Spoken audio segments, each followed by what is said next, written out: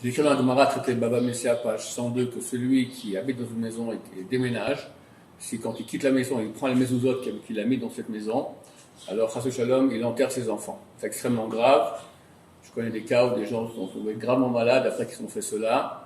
Mezuzot, ce sont les lettres Zaz Mavet, que bouge la mort, d'accord. Il y en a qui disent qu'on ne joue pas avec les mezuzot, c'est jouer avec la mort, Chas Shalom.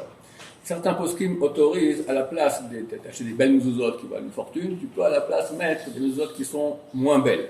Si c'est un non-juif qui vient maintenant, qui va te remplacer, là tu prends la mezuzot, il n'y a pas de question, on va pas laisser les mezuzot chez un non-juif. Mais c'est un juif qui vient, il faut laisser. Certains autorisent, comme je dis, de mettre des mezuzot de moins bonne qualité à la place du bonne. Le mieux c'est de faire comme ça, quelques jours avant qu'on déménage, on prend les bonnes, soi-disant pour les faire vérifier chez un sophère, En attendant, on met des moins bonnes, et après on garde les bonnes pour nous, pour le nouvel appartement. Ça vaut aussi la peine que lorsqu'on emménage dans l'appartement, quand on met les mezuzot, on pose une condition, on dit je pose ces mezuzot à condition que quand je quitte l'appartement, je pourrais les prendre sans problème. Comme ça évite les problèmes des attachés.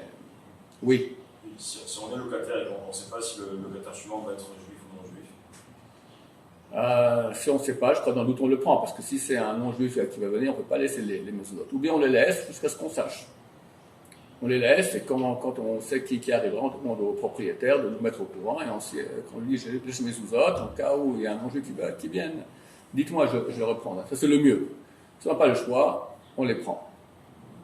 Venir à la yeshiva aujourd'hui, c'est impératif. Vous savez, je voyage pas mal et je fais le tour de pas mal d'écoles. Et j'ai remarqué que la plupart des jeunes ne se connaissent pas. Donc prendre quelques mois pour venir à la yeshiva, eh bien, c'est prendre le temps d'apprendre à se connaître, savoir quel est le projet qu'Akadosh Baruch Hu a prévu pour moi. Vous savez, on n'est pas des Playmobil. Chacun d'entre nous, on a un programme qu'Akadosh Baruch Hu a prévu pour nous. Donc, en fait, l'école, c'est sûr que c'est important. On apprend à savoir faire. Mais la yeshiva, c'est bien plus important. On apprend à savoir être. Pour devenir un bon père, un bon mari aussi, et aussi un bon patron des Hashem. Donc, je vous attends à la yeshiva très très prochainement.